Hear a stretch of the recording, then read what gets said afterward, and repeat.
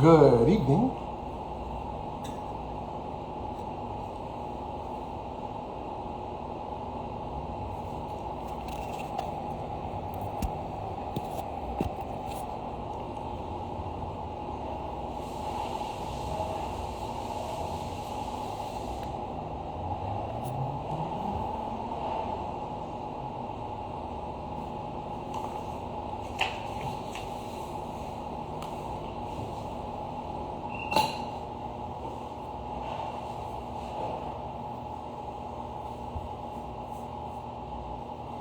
What's up, everybody? How are you? Good evening. What's up, Ben? I think you know how to do this, right?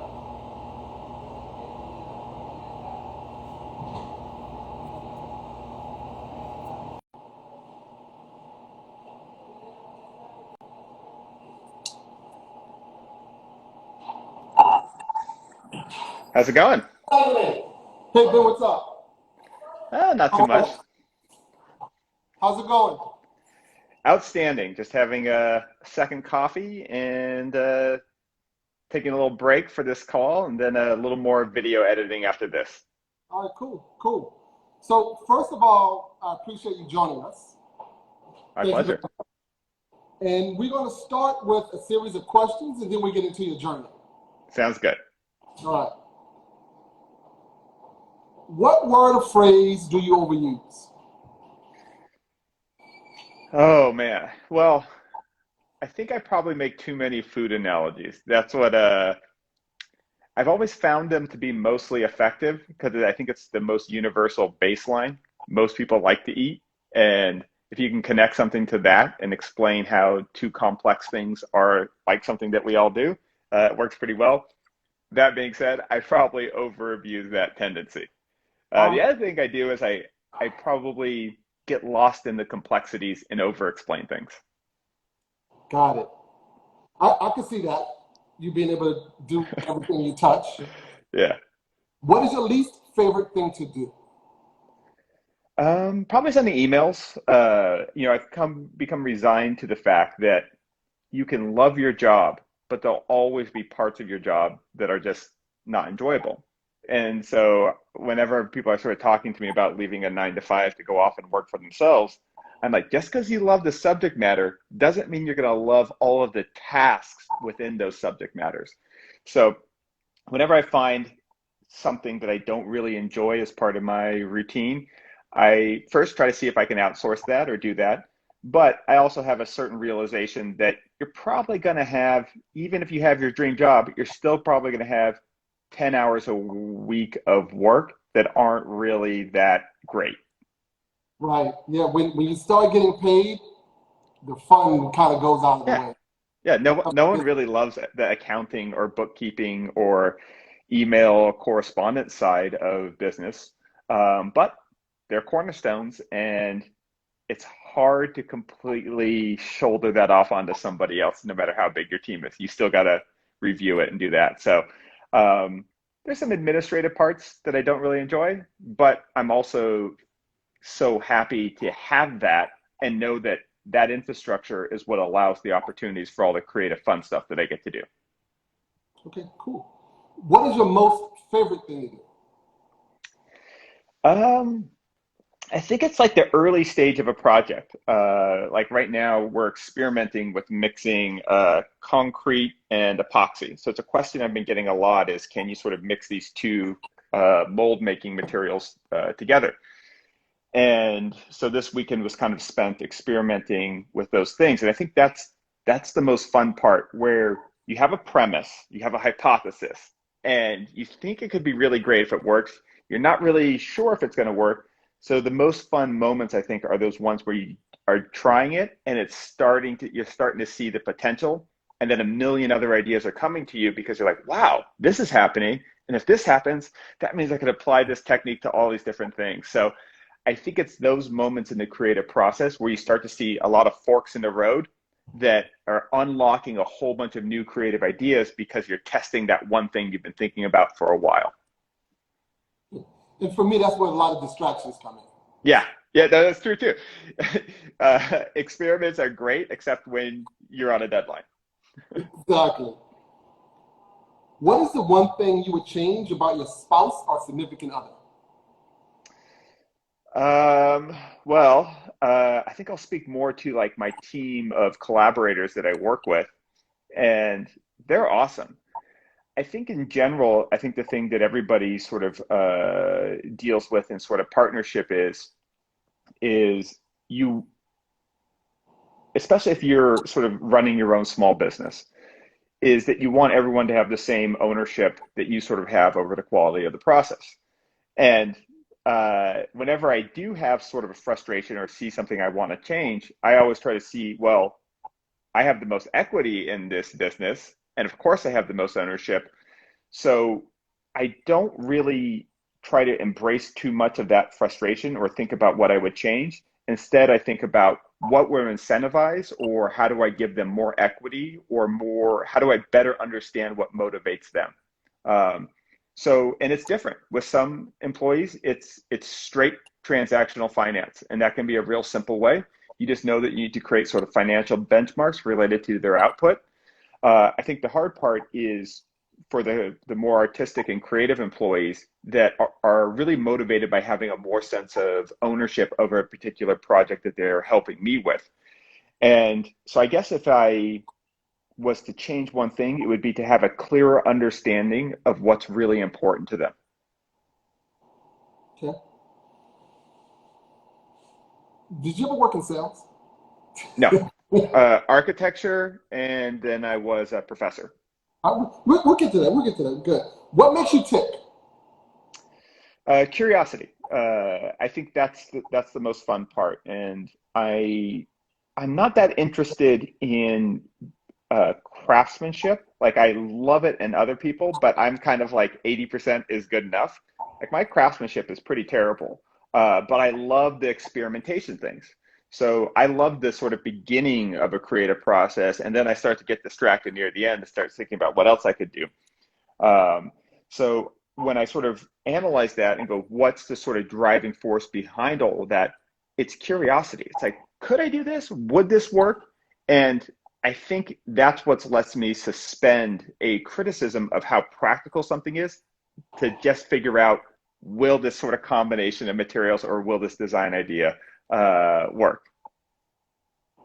Okay. What irks you the most? Exaggerations. And I think they're like this kind of subtle form of lying. And it's something that we see a lot in the comment sections where somebody will say, well, that, I remember with like early on, I experienced it with like making concrete furniture, and people are like, well, that weighs like 1,000 pounds and that'll break if you put any weight on it. And what I hate so much, particularly in my business, is that the when somebody's not wrong in the premise, but they're wrong in the magnitude of how they portray it, that's a very time consuming to debunk and unpack. Whereas a simple misstated truth is pretty easy. You can just put the reference and say, no, that's factually incorrect. What's hard to kind of deal with and create sort of a mess is when somebody's not conceptually wrong, but when they're an order of magnitude off with how dramatic it is. Like meaning like that won't hold up anything, or concrete without reinforcement in it will break instantly. No, it's not as strong. So they're correct in that point, but the exaggeration of that magnitude, I find it being a tendency of really insecure people that are afraid of subtleties and they want to try to make things binary when they aren't. What sound makes you happiest? What? What sound makes you happiest? Oh, I think it's like when you're uploading a file and you get that little like ding that it's completed.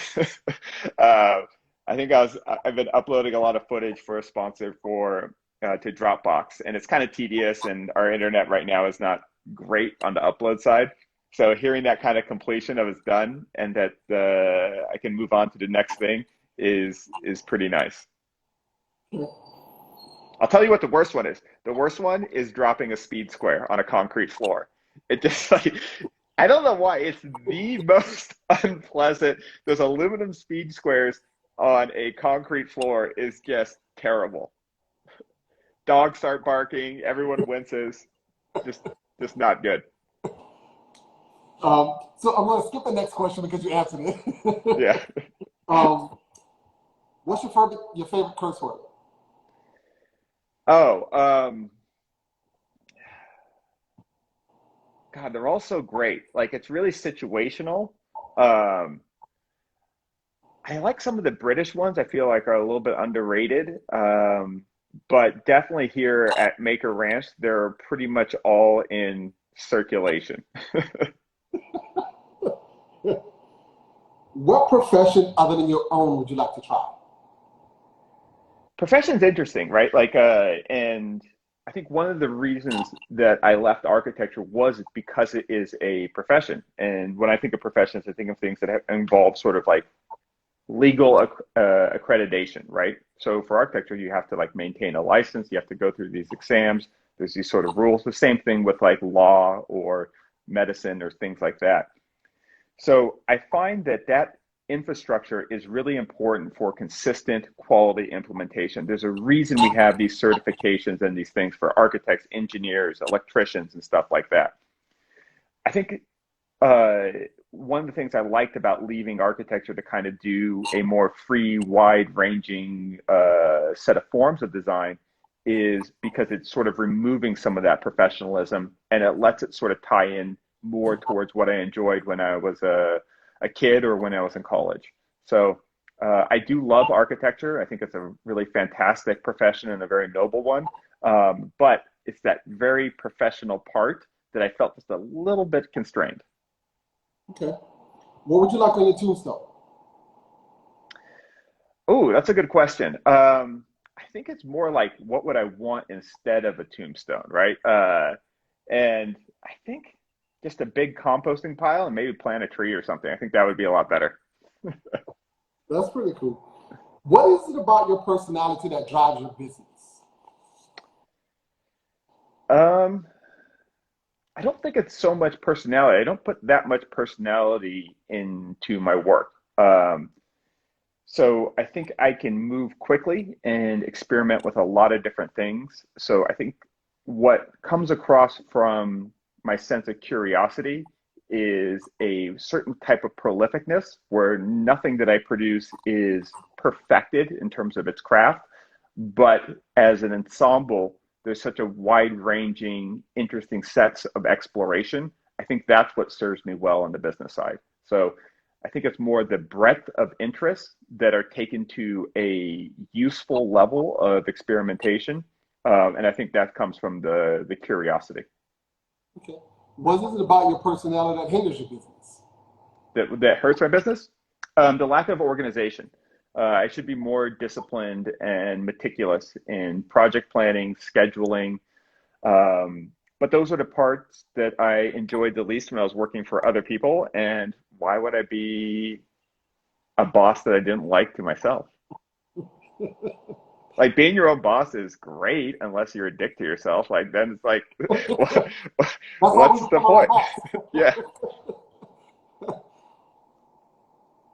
Who would you travel cross country on a motorcycle with? Probably most likely would be Mike from Modern Builds, since we both have matching electric bikes. They're not quite big enough to make the full cross country trip. I also know he's reckless enough to to do it, and I could hype him up on the idea. So he would be the most likely candidate. Okay. What was your favorite concert? Oh, I think I saw a Bad Religion concert when I was about 16 at a pretty small venue. My brother would take me to a lot of concerts, and we saw a lot of like old kind of like punk shows when I was a teenager. And it was maybe like two or three hundred people. We were like stage diving and stuff like that. So I think the rawness of it. I'm not a big. I went to Coachella with some friends that were performing a couple years ago, and that's the scale where it's like. I mean, it was cool to kind of hang out in the artist village and stuff, but it's the scale of kind of venue that I find just like not fun at all. Like the minute there's porta potties involved and just like masses of people and a bunch of bracelets and aisles that you have to go through, it starts to feel like an airport, not a way to experience culture. Do you have any childhood nicknames? Yeah. So in most of them were like racist as being like, but like kind of like friendly racist as being like one of like three Asian people in my high school. And then I was homeschooled for a while too, but I still played sports on the local high school's teams, and so the most obvious nickname was homeschool. Right. When was the last time you cried? Oh, let's see. I was watching a recent thing on Anthony Bourdain, and it just really got to me because I was just thinking about how he's one of the people that I've always thought in media just like really had it figured out. Like I love his work. I think there's so much authenticity. I felt like I learned a lot from it. And the idea that this person that you really admire and you think is so cool was unhappy to that point, I found it a great less the made me sad for him, but it made me sort of really realize that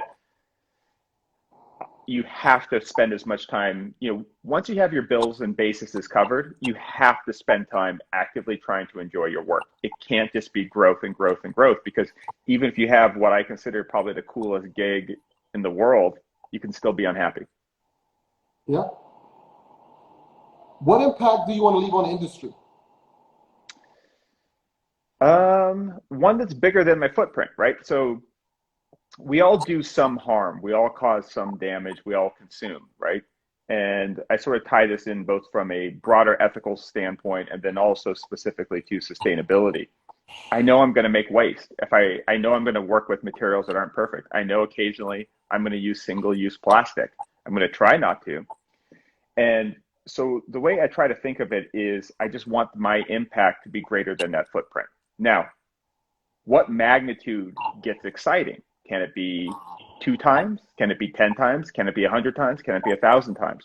I don't know, but that's I think the part that's sort of interesting to me. But I think at a bare minimum, I want my impact to be greater than my footprint. Okay. When was the most difficult time for your business and how did you overcome it? 2008, and this was a sort of a previous business where I went out and raised, after my architecture firm, I wanted to try to expand into a digital business. And so around 2006, 2007, I wrote a business plan with a friend, and we went out and pitched investors. We won a all Ivy League business plan competition, pitched investors, raised a bunch of money, and started a .com. And this was sort of in the second or third generation of .coms. And it was really exciting because you give a PowerPoint presentation and people give you over $1 million to start the business. You're thinking like, wow, like my ideas are really valuable. And it was self-earned, but it wasn't entirely independent. And when 2008, and our business was around sort of publishing affordable designs for blueprints for houses and then selling advertising into it. So 2008 happens, and we had already had massive growth. We were one of the largest suppliers of home designs in the country, but our revenue model was entirely based on advertising. So 2008 happens, and the construction industry for new home construction goes from over 1 million homes a year to like maybe 100,000 or 200,000, and advertising budgets just get obliterated. So nobody's looking for a new form of advertising. They're all in the process of cutting. So the hardest part was having to lay off employees and stuff like that.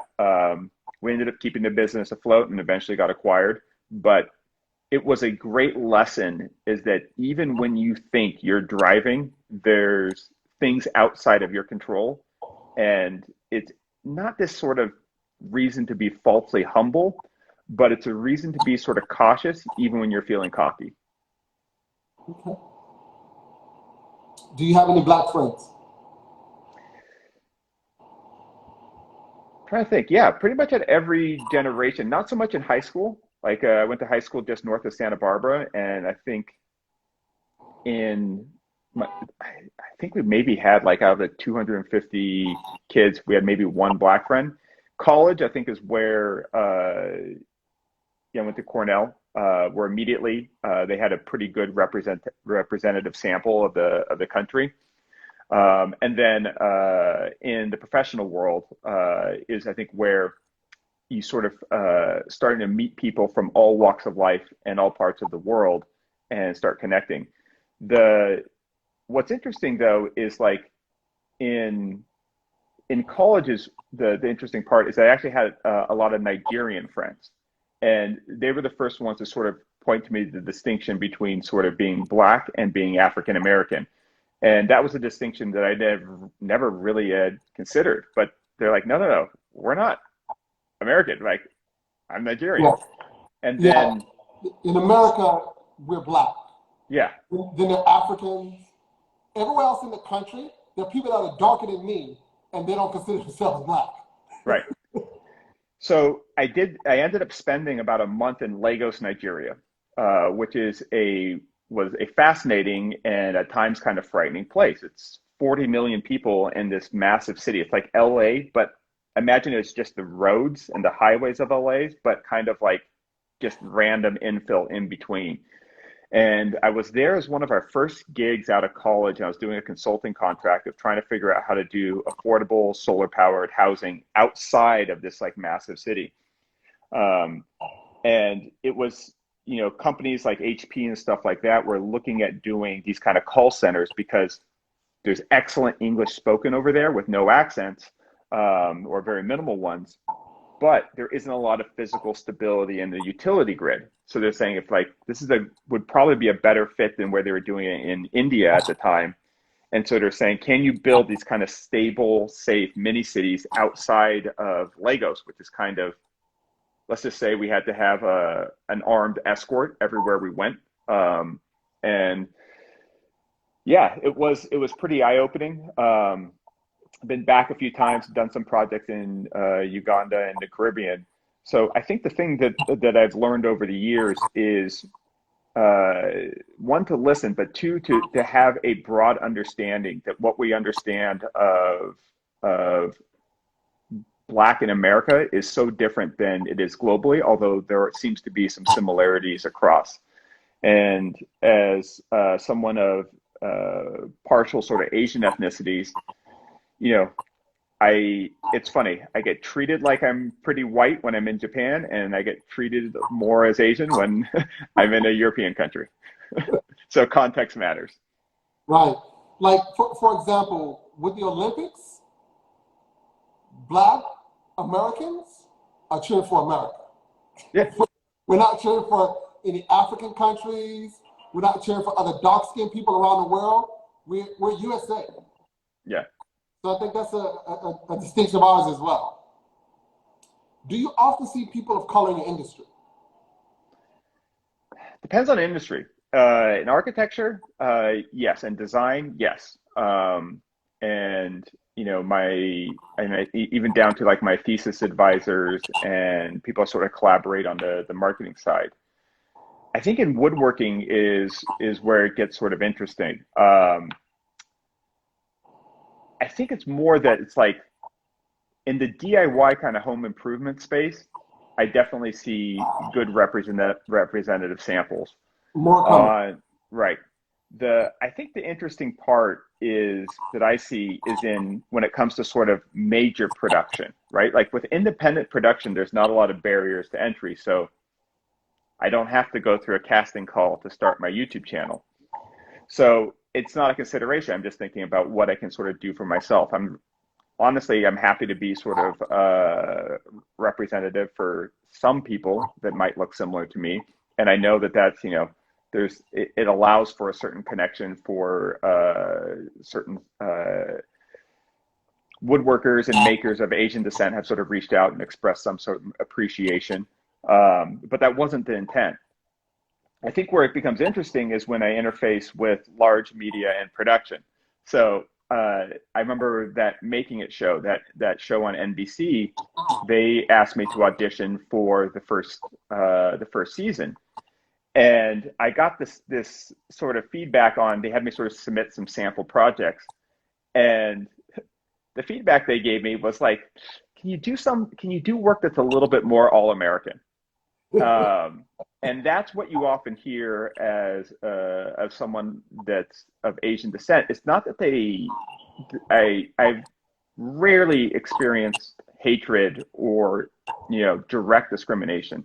What you sort of experience, and it doesn't honestly bother me that much. I still feel mostly grateful, but I do think it is worth noting because I think there's other people in a less privileged position that it might hurt them more. Is there's just a slight diminishment that you're just never going to be cast as the all-American woodworker or maker. And then conversely, on a show for, I think, True TV, where I was cast or in an audition to be the show, I was later informed that I wasn't diverse enough. So I think that's, Wow. that's yeah, I can't believe they said that. They really shouldn't have said that. So it's why I like independent media. I don't expect the world to be perfect. I think that my experiences in this country are a lot better than my parents, and certainly better than my grandparents that were put in internment camps. So I acknowledge the progress, but I also acknowledge that there's some roadblocks in the way, and I, do what I can to sort of push back against those. But it's one of the reasons why I really like doing self-produced media, is that you can just make it yourself. You don't have to go through the gatekeepers. Right, you don't need any permission. Right. Yeah, I think that's how I was able to get where I am in the industry. When I started this, I was kind of in a bubble. I did my own thing, and I didn't make any friends. I didn't ask anyone's permission. I just did it. But the other side of that is, now that I've been doing this for 14 years, that independence, that drive that required me to get where I am, I'm at a point where I need relationships. So now the relationships that I didn't care about to get where I am have now become more important because of certain things I want to do. Yeah. It's interesting. It's so important in the beginning to kind of just put your head down and try a lot of things and then watch where you're getting traction and then double down, work really hard. But you can get into this hustle mode where it's very isolated. And at some point, it's a good way to start, but at some point you'll plateau. And then that's where sort of collaborations. And then there's other people that are maybe more extroverted and super social that try to start off with a whole bunch of collaborations and use those contacts, but they're not really thinking about the incentive for the other party to really help invest and get their thing off the ground.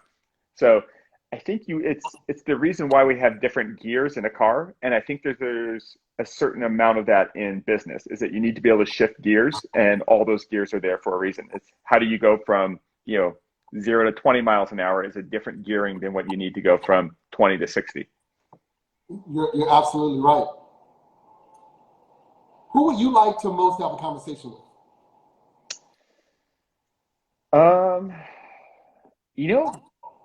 I think I'm able to do it, right? So there's this artist, Sebastian Ratzeriz, who I've admired his work for a long time. And we eventually became friends on Instagram, and then we're able to have conversations.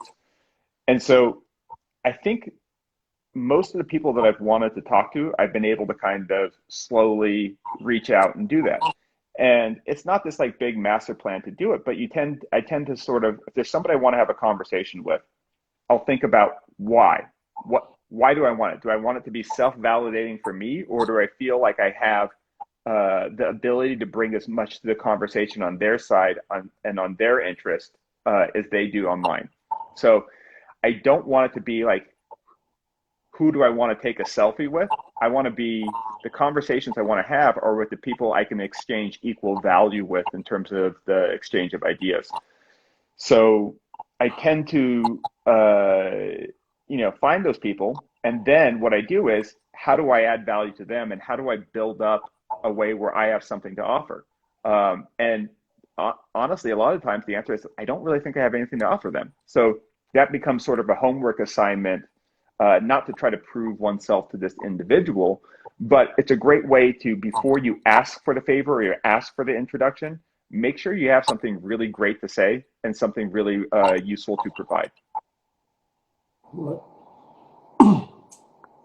Would you travel to the moon? No. Uh, I think the risk reward profile would be a little bit off. Now, if there was an understanding there's some rare materials that could then be adapted into that, maybe. But right now, not that interesting. Right. What was your best business move? Oh, that's a good question. I think it's in being a soft negotiator with a clear threshold as to the minimum that you'll take.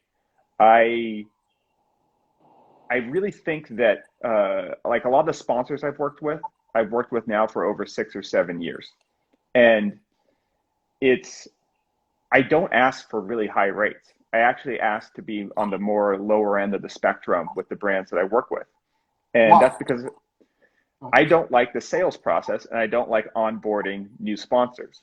So I know that if I undercharge a little bit, I can remove that kind of sales work that I have to do later. And it kind of works out in terms of the hours versus the less sort of revenue.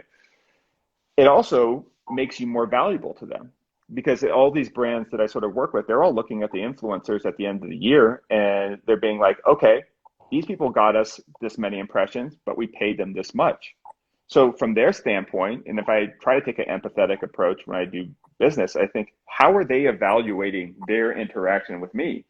And if I charge less, but make the integration process easier for me, I can over deliver relative to what I'm charging them. And you know what that leads to? Renewed contracts year after year after year, which sort of builds partnerships.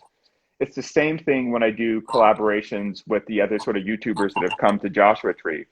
Rachel Metz, Mike from Modern Builds, my sister Jessie, Brett from Skull and Spades, is if you win every deal, you'll be at the top of the podium, but you'll be there by yourself.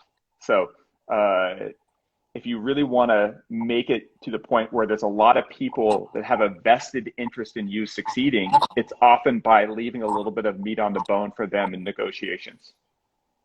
Right. What was your worst business move? Oh, so many. Um, I sold Dogecoin too early. No, I've done so many. Like,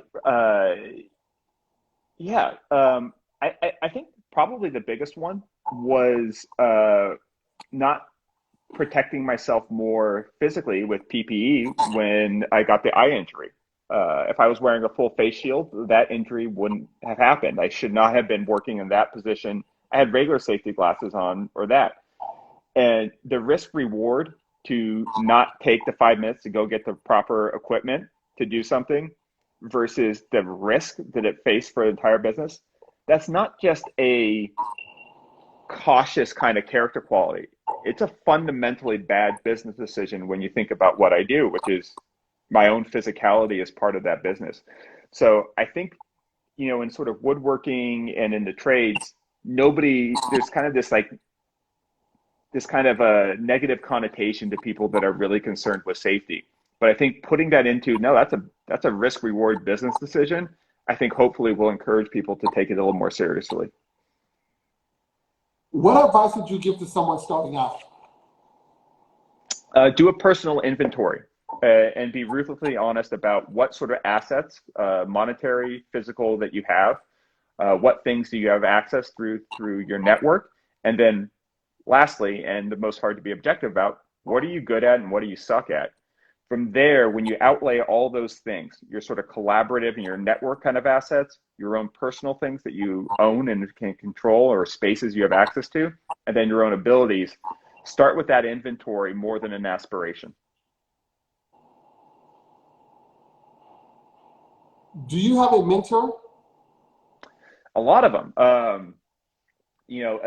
The one of my mom's friends taught me some woodworking when I was about 10 or 12, um, and wasn't a particularly insightful mentor outside of like teaching, but those skills were really important. The In college, I had so many good ones. I had so many good professors that kind of took me under their wing. Um, and there's probably three in college. And then after college, it was much more partners, where almost all the business I've done outside of the most recent ones have been collaborative. And I think they were peers, but also sort of mentors, where they were good at a different skill set. And even though we're at the same place career wise, there is an exchange of mentorship, even though we were the same age. But I had a multitude of fantastic professors in college that I think were really critical in shaping the way I thought about design. Okay. How many U.S. cities have you traveled to?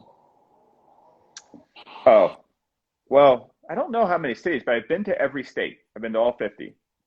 including Alaska. So I would guess that I've probably been to a couple cities, so probably about 200 to 300.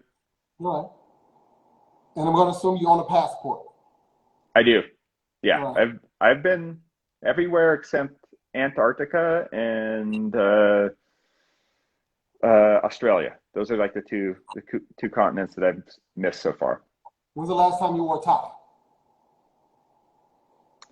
Probably a wedding. It's been a minute. Yeah, I don't even remember. I know I still got one somewhere, but like I'm pretty all or nothing. Like I like wearing a suit. But I'd either want to go, what I don't like is business casual, and just miss me with this polo shirt nonsense. It just makes me think of another person at a trade show. It's like, it feels very uniform specific. So I either want to be casual and ready to work, or, okay, let's go all the way and wear a suit. Okay. But I don't remember. Probably like 2 or 3 years ago. Okay. All right. So that's it with the questions. Now, what I like us to do is talk about your journey, Mhm. probably from high school and what led you to do what you do now. Well, I was a decent student in high school, but I wasn't a very ambitious student in high school, meaning that I would take easy classes and get decent grades, but I didn't really see academic pursuits as being something that I should try hard at. I'll do the work when it's to not be a hassle to anybody. Um, and then I worked sort of construction jobs and a lot of service industry jobs for a couple of years, and wasn't seeing a great path away from that kind of lifestyle, and Okay, decided to but go to sorry, you went to college. Did you study hotel hospitality? no, architecture. Architecture, sorry. Yeah. So I didn't get to Cornell until I was 21. So there's kind of I took 3 gap years. And those gap years were really important. One, it's like you figure out how to live on your own, support yourself, and all those kind of things. But two, it makes you sort of start to think that college isn't just something you do. It's something that, in this case, that I really needed. Is I needed a path away from the the situation that I was in economically, and I needed upside because after high school, if you're just working construction jobs and at hotels and stuff like that, you're fine. You can still have fun partying and drinking with your buddies and stuff, but you start to project that out 5 or 10 years, and it doesn't look good. So that's when I started getting serious about education. Went through a couple of years of community college.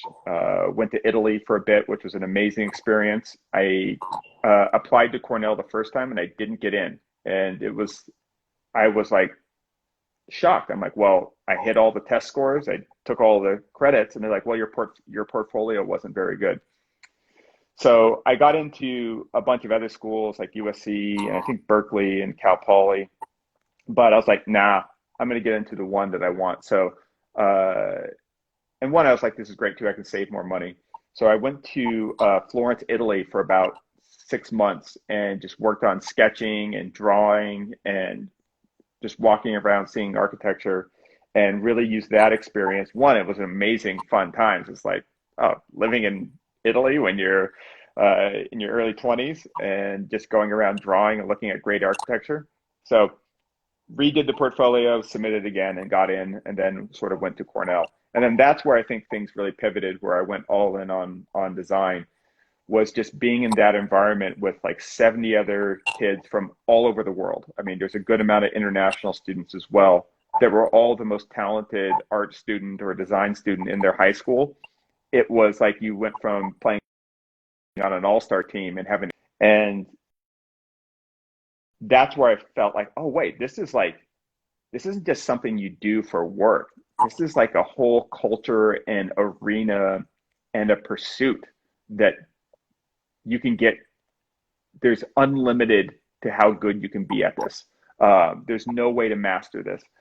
And then that sort of realization let me sort of invest wholeheartedly into being like, oh, this is my identity now. It's not this person from this town in California, a person who like plays these sports and does these things and listens to this music. It's like, oh, I'm going to be a person that comes up with ideas and makes them real. Okay. So we are in Mm. college, after college, then what?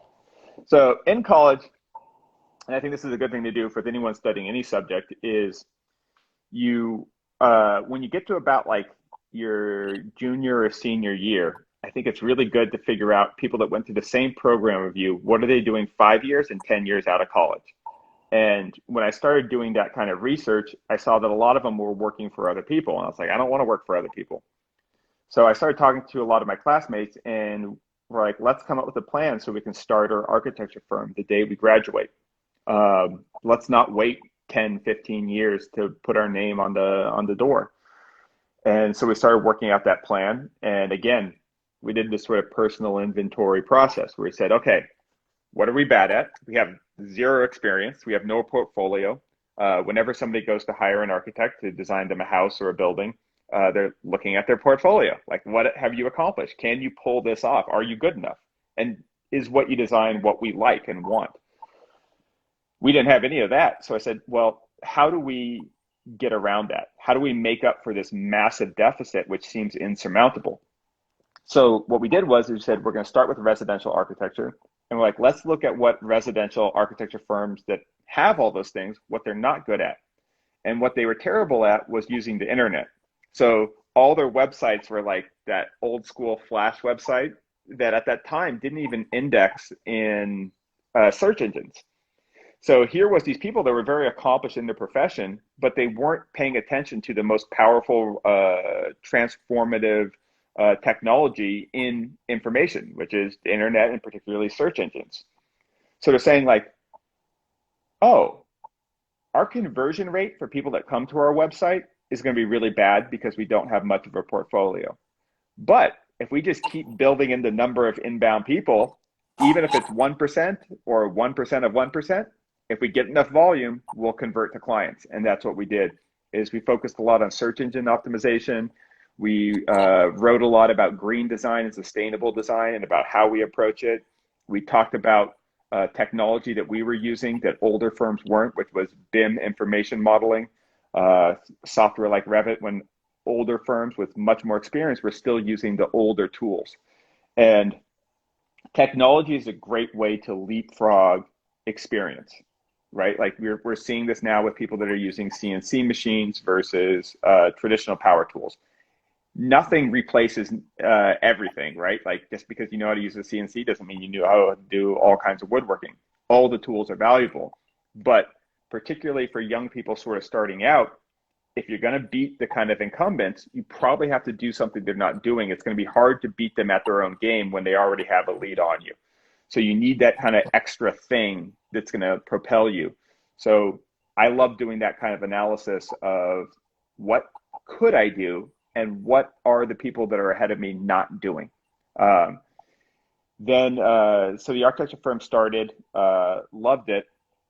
It was a struggle at first to land those first clients, and we had our first big breakthrough, and we got this massive commission to do like this like $3 to $4 million house in Cape Cod, and that's what kind of got off of Top Ramen and a real office and all those things.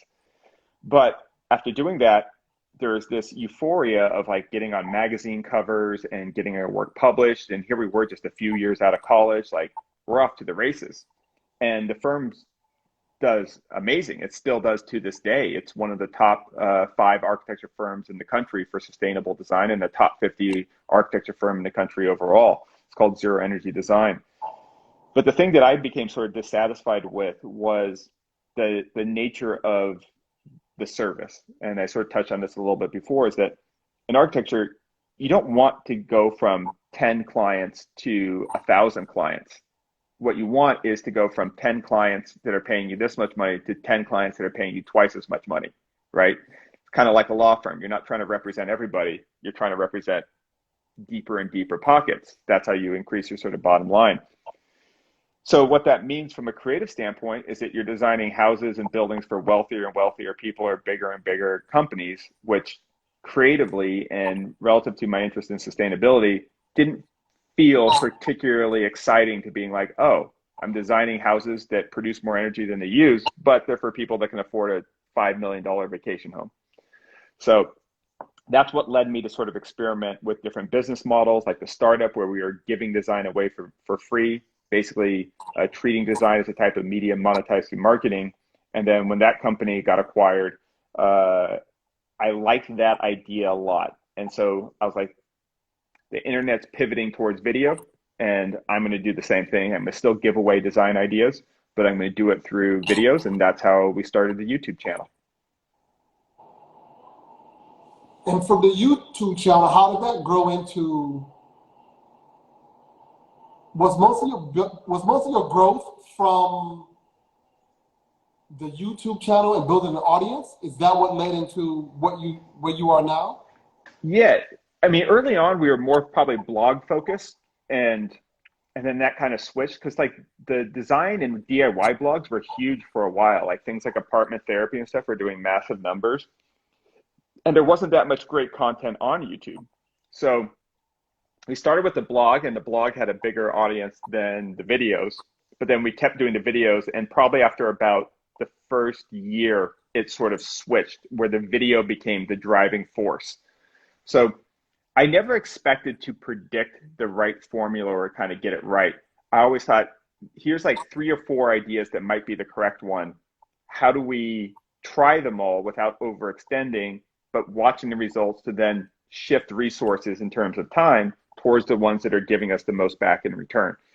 So early on, we are spending more time on sort of step-by-step image instruction, Pinterest, Facebook shares, and the blog portion of a DIY project.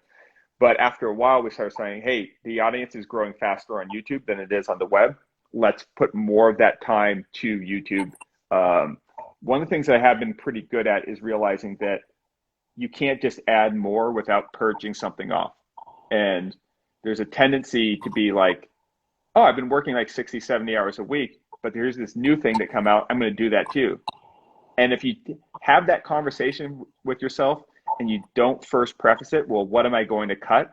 Then that's where the burnout comes from, is because you're trying to go from 70 hours to 80 to 90. And at that point, it becomes unsustainable, at least for a long term. So I've always looked for the things to cut. What are the parts of the business that I want to get rid of, much more than the things I want to add? When I get rid of things, that creates the opportunity to add things. Very Marie Kondo, but spreadsheets and shit. So how did you get into the containers? Which is how I found you. Yeah, so I wanted to do a whole house build. And one of the ways we look for sort of ideas, that the container house was like the biggest economic risk for a content project that I had done, is like, you know, we got to buy land, build the whole house. We have some money coming in from Home Depot as the sponsor, but it's going to be shouldering, you know, about like $100,000 on hoping this project performs well in terms of the media content. And the time lag from when you get sort of paid versus when you have to pay for land, design, and that is considerable. So it was, I'm trying to figure out, I want to do this. I think there's a ton of potential in doing a docu-series on one house build from scratch. So I knew I wanted to do it. Then I had to think of, how do I de-risk it? And that's where the idea of using containers came in. is I sort of would look at not what's the most popular, because tiny house was the most popular search term. But when I looked, if you put in like tiny house build series, right? It's a really popular search query, but there's also a lot of content that's pretty decent on the supply side. People like Anna White had done series on them. A whole bunch of people had shown how to build these tiny houses on wheels. When I looked at container houses, the search demand wasn't as high as tiny houses, but proportionately to the supply of the content in return, it was way better. And so that's how I kind of looked at it, was like, I don't think vegan food is the most popular, but if there's proportionately more vegans than there are vegan restaurants, it's a better business proposition than a barbecue joint. So it's comparing that kind of supply side of content to the demand side of search queries, and that's what sort of led to containers. Also, I think that containers aren't a particularly good way to build a house. They're not a bad way. It's a very neutral way to build a house. You can build a great house with a container. You can't build it for substantially cheaper. There's more complications, there's more problems, but there's also a few advantages. But it's not a better or worse way. But I had seen a lot of disingenuous media sort of saying like, these are going to solve affordable housing. These are these things. And I wanted to kind of do a series kind of debunking that by simply showing the process. Do you think, okay, the container, it was your own investment initially, or were you commissioned to do it? It was my own investment. I got a sponsorship deal that was going to pay for part of the construction. It was certainly a pretty cool deal with Home Depot as the title sponsor for the series. But, you know, I had to buy land, hire engineers, pay for grading, hire construction crews, buy the containers. Home Depot provided a lot of the materials, but not all of them. And so, yeah, it was, you know, I owned a house. I sold it about a year ago, and did quite well on the real estate side of things. I'll be doing a video eventually on that sort of whole process of it as an investment. But no, it was yeah, it was entrepreneurial both in the content and in the real estate. Now, did you end up selling it? Yeah. Yeah, so all in, I spent about 200,000 in construction on it, land, soft costs, hard costs, and then I sold it for 385 about a year later. And did that lead to more container jobs? Yes, it led to probably, I mean, the series did really well. It did about 22 million views. And it led to probably 5,000 emails inbound, sort of asking, can you design this? Can you do this? All about container houses. So there's a lot of filtration. I met my new real estate business partner from one of those emails. So it's a young guy named Adam Winiger, super smart, went to Penn, then worked in New York in private equity and real estate. And we sort of partnered without really having an idea of exactly what we were going to do. He just reached out and said, hey, I think your approach to these things is really interesting. Here's what I sort of have a background in on the sort of finance and investing and project management side. And he's like, you know, let's get together to see if you have any ideas that we can kind of develop. So originally we kind of kicked around some ideas around affordable housing, and some things like that. We looked into a couple developments for that, but ultimately became interested in a kind of newer idea for sort of hospitality development. So he put together this really brilliant sort of game plan. We went out and raised a bunch of money, and basically we turned that initial container house project into a series of hospitality developments here in California, and then one in Arizona that we're in the process of trying to permit right now. Okay, now what's a hospitality? Like a hotel and restaurants kind of stuff. Made out of So container. yeah, so the way we're sort of looking at it as being like, what we saw during the pandemic was that nature was becoming more valuable. If you look at like the visitorships to national parks, they're skyrocketing over the years. And part of that's because people have better cameras and they also have better ways to show their pictures. So they're taking more photos and showing their friends more. And nature becomes this like great aspirational destination for people's Instagram posts. I know that seems a little bit cynical and people don't really like this idea of thinking that the society is motivated by what they can show to the rest of society, but it's kind of how it is. Um, and when we were looking at where land was inexpensive and also there'd be a great opportunity to do really cool creative projects, it's in these kind of like natural environments. So we started buying land outside of national parks. Um, I'm super thankful for Adam's like insight to kind of create the financial tools to analyze on how whether or not something's a good deal. I am not particularly well adept at Excel, but I'm pretty good at the design stuff, and he's pretty good at the other stuff. And we started looking at like what do people really want for kind of contemporary nature sort of getaways. And I used to always grow up going camping, but as I became more economically able, the idea of roughing it or the idea of packing up really nice camping gear would be like a barrier to me going out to the wilderness. So I've seen things like AutoCamp and Getaway, which are pretty interesting models where, AutoCamp, they have like an Airstream trailer that's all set up for you and you just go and stay. It's like $350 a night. And it's nice, but it's a little too parking lot feeling. The value isn't quite there. And we thought that they were on something, but wanted to do something that was a lot more creative and a lot more custom. And so we're looking at doing some shipping container hotel projects, and then also probably some 3D printed hotel projects. So can't say too much about them because we're still in the permitting process, and there's a lot of things outside of our control. I've done real estate development before. You never know until it's done. Like until the shovels are in the ground, that's when I'll probably start promoting and pushing it a little harder. But I think the interesting thing is you can escalate a series of creative endeavors, right? So if you think about the first thing I ever put onto YouTube was like a vase or like a hanging planter made out of old wine bottles. That escalated into bigger and bigger furniture builds, and then all the way up to building a whole house. And then that whole house is escalating to much larger business deals with outside investment. And I think that's what's really exciting is that if I would have just said, hey, I want to build shipping container hotels right out of the gate, it would have taken me a really long time to find the right pitch, and I wouldn't have had much credibility. But instead, I just focused on building what I could at that time. And then the next time using the previous project to make something even bigger.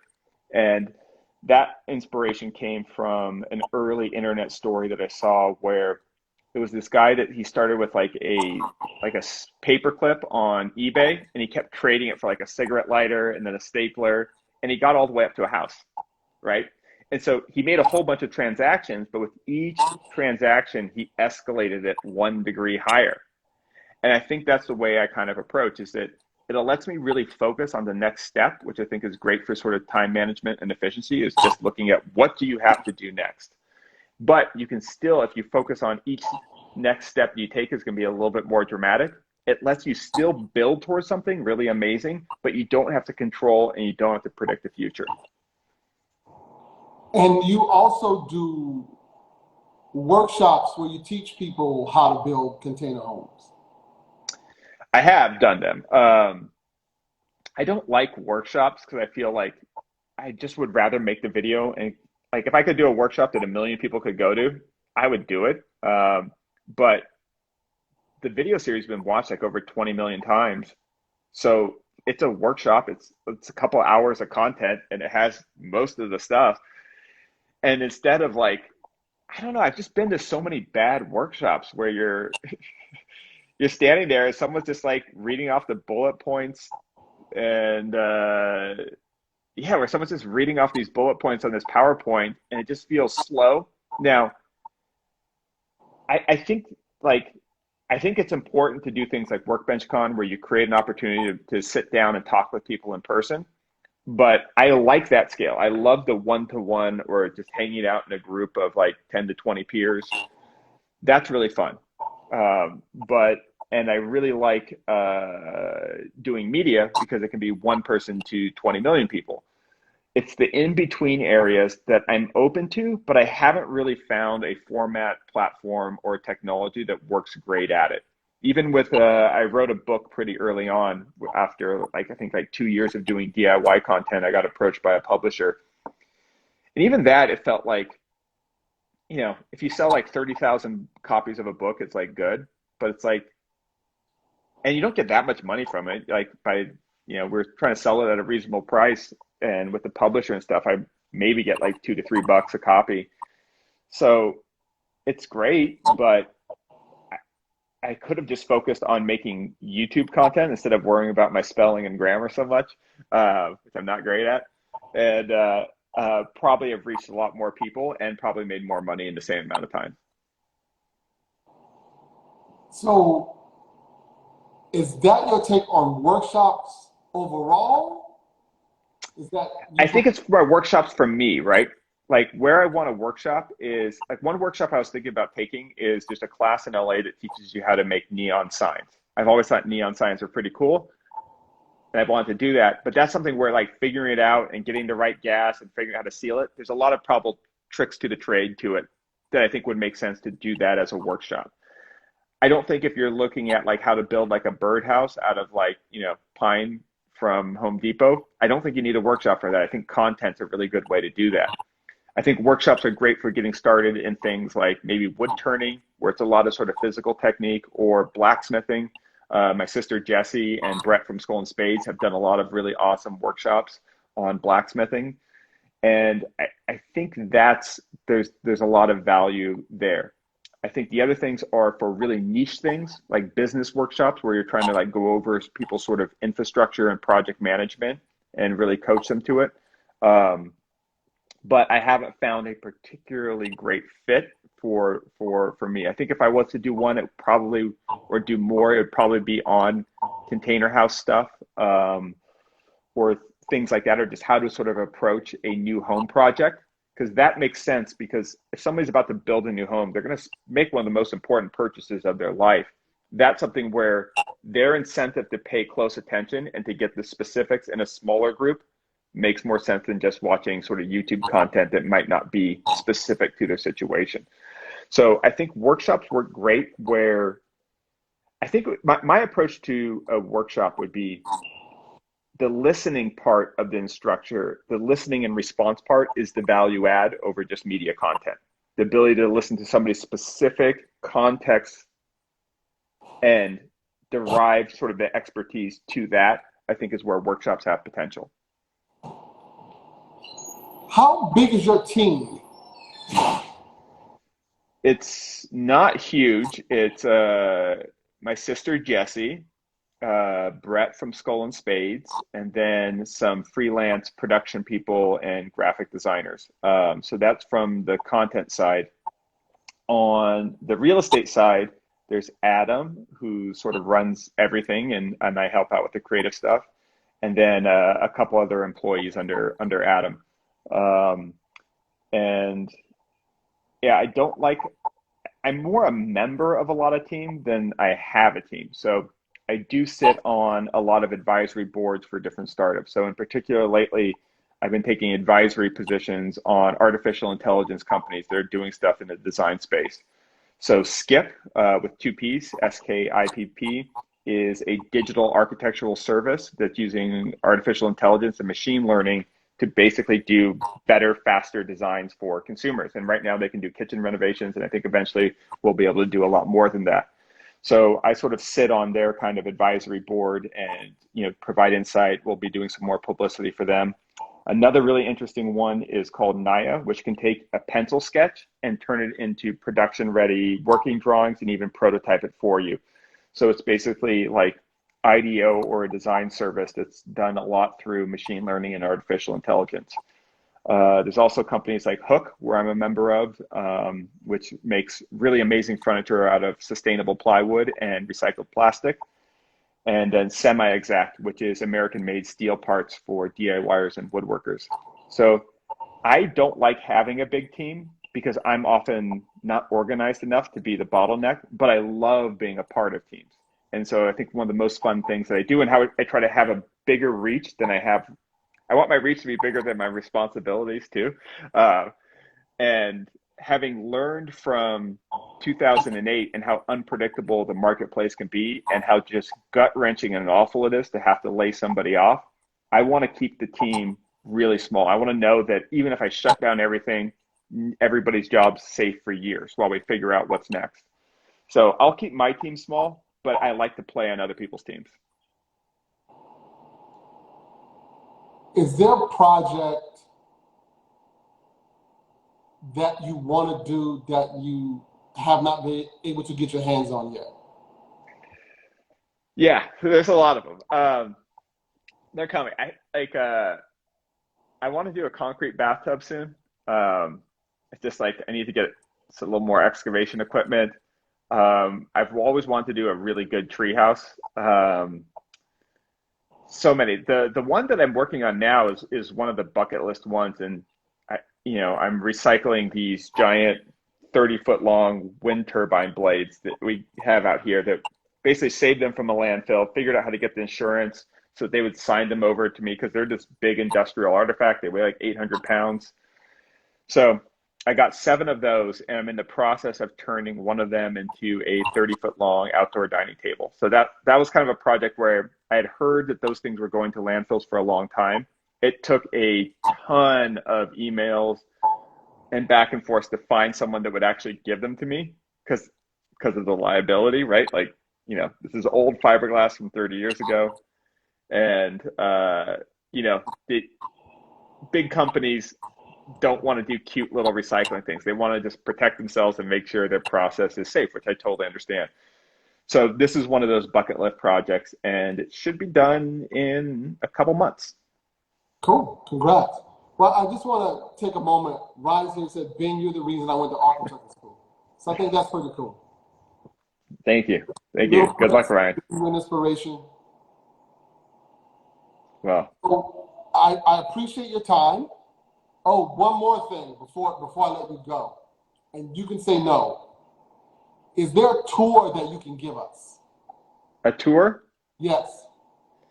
Yeah, let me show you what an absolute disaster our studio is right now. So this is one thing I'm really excited about. It's turned off right now because it's kind of loud. This is our robotic garden that we're testing and working with them as a sort of design consultant.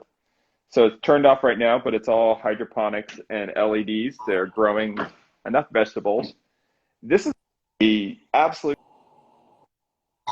shit show of old projects, tools, mail room, and then we have like one white wall where we're filming again. So we're in the process of building out my new sort of house and my new workshop, and we should be breaking ground on that soon, and I'll have a much more organized place. But yeah, this is where, God, it's nothing worse than when people say this is where the magic happens, but this is where the work gets done. And but this is where the magic happens. Yeah, and I don't mind showing it, even though it's like, yeah, it's just a room. But even when I got started, like my first 100 videos were just in the attic up above my architecture firm, in just this tiny little space. I had to carry bags of concrete up like 4 flights of stairs. And, people always ask me why I work on the floor and I never have a full workbench and all that kind of setup. And I think there's a lot of people like that don't have a full 2-car garage workshop. And I've always wanted to kind of show that if you just have a couple tools that you can store in a closet, doesn't matter if you're in a city, doesn't matter if you're in the suburbs, doesn't matter if you're in the middle of nowhere in a rural location, you can always make something that's pretty cool. And you don't need that much to do it. Yep. Yeah, that's inspirational, because if you got the drive and you want to do it, you'll make it happen anyway. You can make it happen. Yeah. All right, brother. Well, I appreciate your time, and thank you very much for coming on. My pleasure. Thanks for having me. I enjoyed it. Thank you. Take care. Thank you.